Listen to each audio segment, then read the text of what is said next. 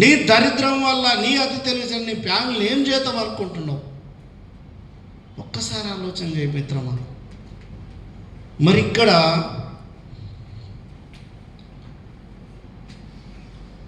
మూడో రీజన్, 1 నిమిషంలో క్లోజ్ చేస్తాను. Active income, passive income idea ఉందా?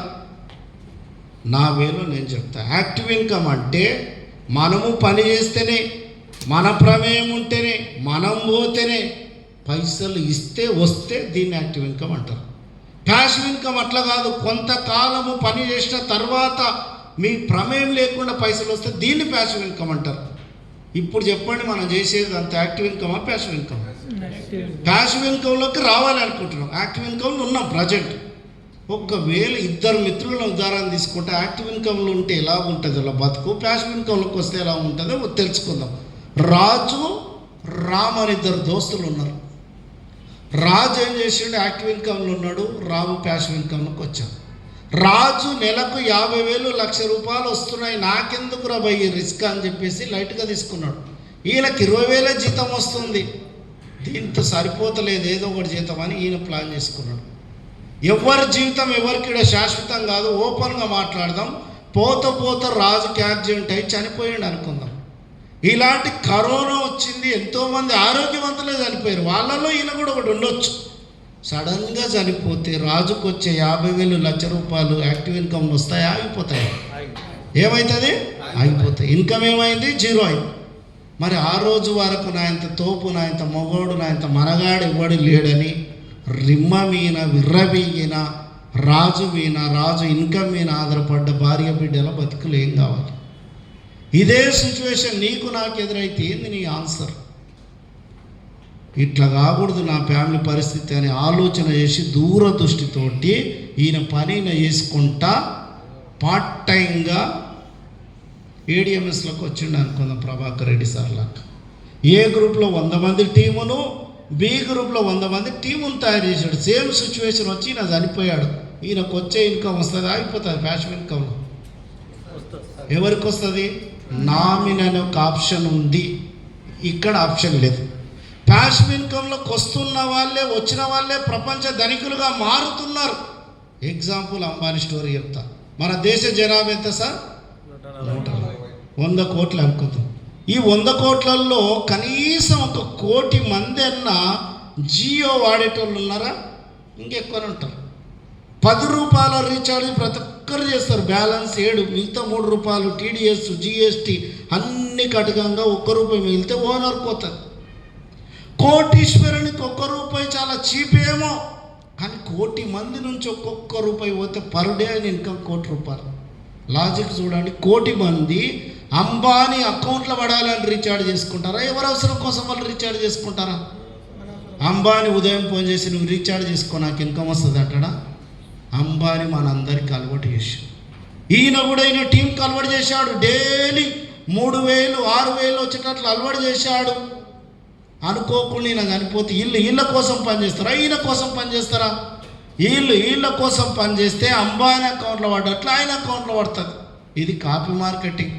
ఎగ్జామ్లో కాపీ కొడితే బుక్ అయితే మేము, ఈ బిజినెస్లో కాపీ కొడితే క్లిక్ అవుతాం. ఈడ 2 కుటుంబాలు ఉన్నాయి. ప్యాసివ్ ఇన్కంలో కుటుంబం ఉంది, యాక్టివ్ ఇన్కంలో కుటుంబం ఉంది. ప్యాసివ్ ఇన్కంలో భర్త ఉన్నప్పుడు ఇలా భార్య బిడ్డల పరిస్థితి ఎలా ఉంటుంది, లేకపోతే ఎలా ఉంటుంది చూద్దాం. ప్యాసివ్ ఇన్కంలో భర్త ఉన్నప్పుడు ఇలా భార్య బిడ్డలు ఆర్థిక పరంగా, డబ్బుల పరంగా ఎంత సంతోషంగా ఉన్నారో భర్త లేనప్పుడు కూడా అంతే సంతోషంగా ఉండడానికి అవకాశం ఉంది. ఇక్కడ భర్త లేడని ఒకే ఒక్క బాధ తప్ప. ఈ యాక్టివ్ ఇన్కంలో మనీ లేడు, మనిషి లేడు. భర్త చచ్చిపోతే భార్య 2 సార్లు ఏడుస్తుందంట, ఇన్ని రోజులు కలిసిమెలిసి ఉంటివి కదా అని. తర్వాత రియలైజ్ అయ్యి మళ్ళీ ఏడుస్తుందంట, వీడు చస్తే చచ్చిండు కానీ నన్ను నా పిల్లల్ని అనాథలను చేసి చచ్చిపోయి అనవసరంగా అవులగాని చేసుకున్నా అని ఫీల్ అవుతుందంట.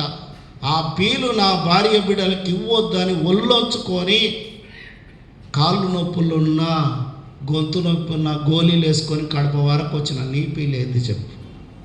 రాత్రిపూట నిన్నే నమ్ముకొని నీ మీద ఆధారపడ్డ భార్య బిడ్డల ముఖాలు చూడు సడన్గా మేలుకొస్తే నీ ఉండవని ఎంత ధైర్యంగా నిద్రిస్తున్నారు.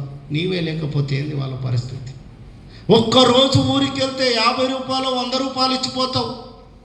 వారం రోజులకి వెళ్తే 500-1000 రూపాయలు ఇచ్చిపోతావు నీ సోమవారం బట్టి. పర్మనెంట్గా లేకపోతే ఎన్ని పైసలు ఇచ్చిపోవాలనుకుంటున్నావు? ఏమన్నా ఉంటే కదా ఇచ్చిపోనికి. ఏంది నీ పరిస్థితి? ఇన్ని రోజులు తిరిగినావు, ఇన్ని రోజులు ఏమేమో చేసినావు, ఏం సంపాదించినావు చెప్పు. ఆ భగవంతుడు ఇంక 20 ఏళ్ళ అవకాశం ఇస్తే ఏం సంపాదిస్తావు? ఎప్పుడు సంపాదిస్తావు?